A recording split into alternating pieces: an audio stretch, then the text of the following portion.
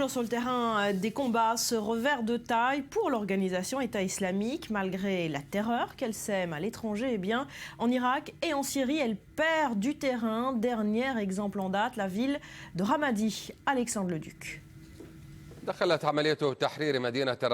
L'information est venue de la télévision officielle. Les forces irakiennes seraient entrées mardi dans le centre de Ramadi, une localité contrôlée depuis mai dernier par l'organisation État islamique.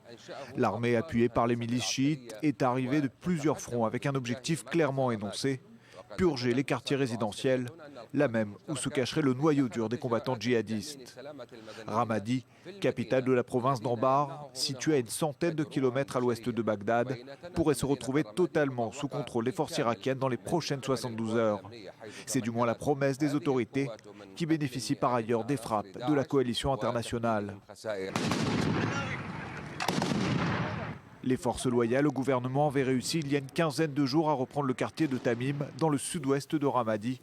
Cette offensive avait marqué une avancée importante dans la difficile reconquête des territoires tombés par l'organisation de l'État islamique. Depuis novembre, l'armée irakienne avait annoncé avoir réussi à encercler la ville, estimant alors le nombre de djihadistes encore présents, entre 600 et 1000.